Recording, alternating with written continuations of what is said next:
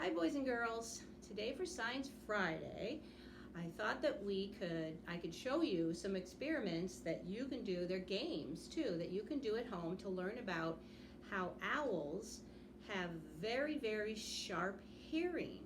Now, if you see this owl right here, this is like a great horned owl, this owl stuffed animal, you'll see that they have eyes like we do, two eyes, a nose, which is also their mouth, it's their beak, and they have wings, and a body, and feet.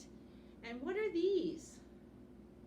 They look like ears, but they're not the owl's ears, they're just tufts of feathers. They can't hear from those tufts of feathers. Their ears are actually on the side of their heads, underneath their feathers on the sides. And they have to be able to hear very, very well because owls are nocturnal. And remember, nocturnal means that they come out at night. So it's dark and they need to be able to hear well because they can see much better than we can, but they also have to be able to hear. An owl can hear a mouse step on a branch, a tiny little mouse step on a branch 75 feet away, from way up high in a tree. They can hear that mouse step on a branch because their hearing is so very, very good.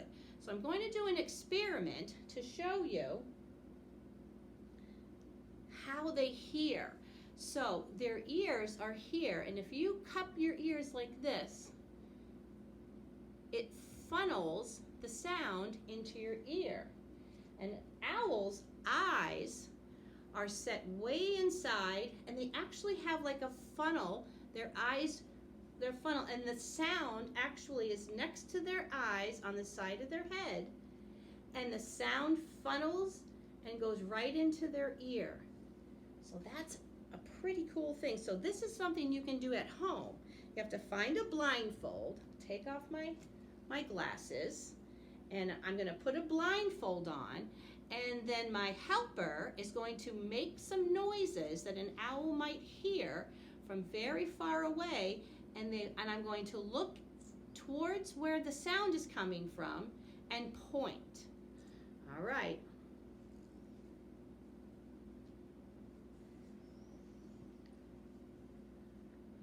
Okay, helper.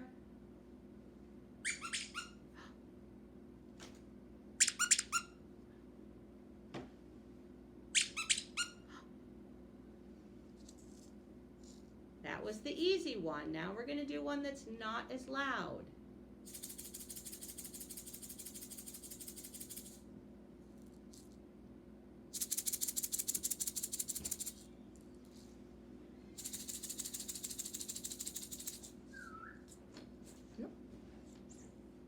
Now this one's even softer.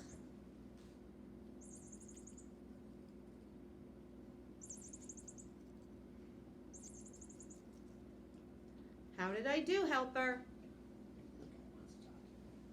I think my helper said that I pointed in the direction where the sound was coming from. So some of those sounds were very, very soft, and some of them were louder. So mouses make a squeaking sound, and they also run on the dried leaves. And there was a sound that was kind of like that. Let me show you the things that we used.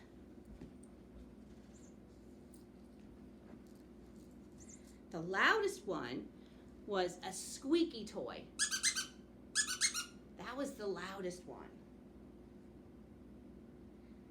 This is the one that sounded like a rustle of leaves. So you could take an egg, one of these toy eggs, and put rice inside, and then you'd be able to make that kind of a sound. And then this one was more like a mouse. One of my cat's toys. So that's the interesting thing about owls and their hearing. Now, what I also wanted to teach you, and this is something that you can do as well, is that owls also, their eyes are very big. They don't look really big. Here's a picture. They don't look that big, but their bodies are smaller than ours are. So if an owl was as big as our bodies, then their eyes would be this big. Why does an owl need to have eyes so big? Well, it's because it's dark at night and they have to be able to see well. And so the bigger their eye is, the more light it can absorb, because there is light at nighttime. The moon makes light, and people have lights on their houses, and the stars light up in the sky a little bit. There is light at night, and if their eye is bigger, they can absorb more light and be able to see better than we do. So their eyes are so big that they're not designed like our eyes are. Our eyes are designed, if this was my eyeball, it's got muscles on the back, and I'm able to turn my eyeball without moving my body. See my eyes moving around? Oops, don't move your head, Shelley. You can do this at home. Hold your head still and look up and look down and look to the side and the other side without moving your head. Our eyeballs can turn and move. Owls' eyeballs can't turn and move because they're so big. There isn't room for muscles. So that's why they have such big eyes. And since their eyes can't move, they have to turn their head. Now, if you stand still and hold your shoulders and don't move your shoulders, and you look, and I want to look over my shoulder, I can see maybe right here, or I can see the ceiling, but that's all. I can see down without moving my shoulders, and I can see maybe the lamp over here, but I can't see what's behind me. So this is something you can do at home. You can pretend you're an owl. Pretend you're a person, not an owl, and make some cards with shapes on them, okay? So if I was a person and I couldn't see over my all the way back behind me, if I hold these up, I'll mix them up, and I hold them back here, and I don't move my shoulders, but I turn my head, I can't see what's on the cards because my head won't turn all the way around. So which shape is this one and which shape is this one? If I was an owl, guess what? I could turn my head all the way around to see that, because owls have 14 bones in their neck. We only have 7. They have 14. So they can turn their head all the way around and look behind them, and even over the other shoulder, and then spin back around again.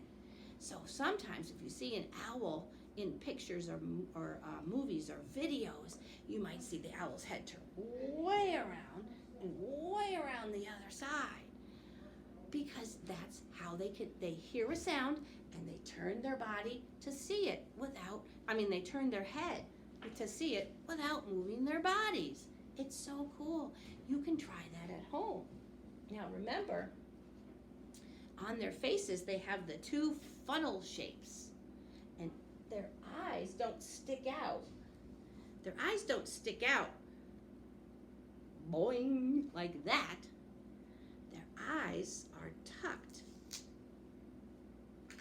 way inside. So it doesn't look so big like that. It doesn't stick out so big. But remember, they can't move their eyeball. They can only move their head. So they rely on that funnel of feathers around their eyes to funnel the sound, and then they use their sharp eyesight to see so that they can find things. Now, remember, we talked about owls having silent flight. You can't hear them when they're flying. And some of them are kind of big, like a great horned owl is one of the biggest owls that there are. And you can't hear them. So remember, we talked about their feathers the other day. this is an owl feather, and this is not an owl feather, but I can tell that they're both flying feathers because there's the spine doesn't go in the middle. There's a short side and a long side on both of them. But I'm going to hold them very close to the camera and see if you can tell the difference.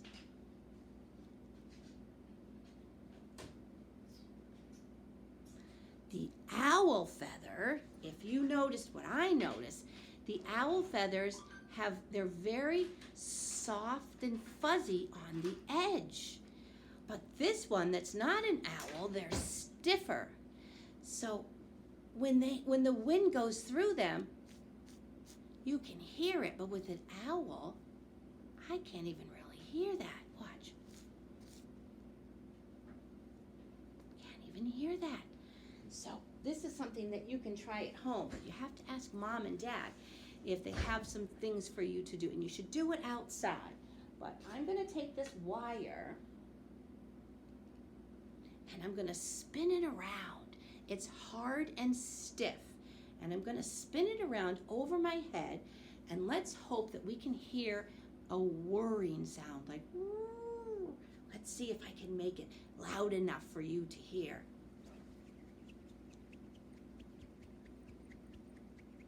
I can hear it. It's like a whirring sound. And if you have something at home, you can even use I call it a switch, which is like a piece of a branch of a tree that's not dead, a skinny branch of a tree that's not dead, and cut off all the leaves, and it's pretty skinny but long, and whir it around your head outside and listen for that sound. That's like other birds when they're flying, you can hear the wind going through their wings.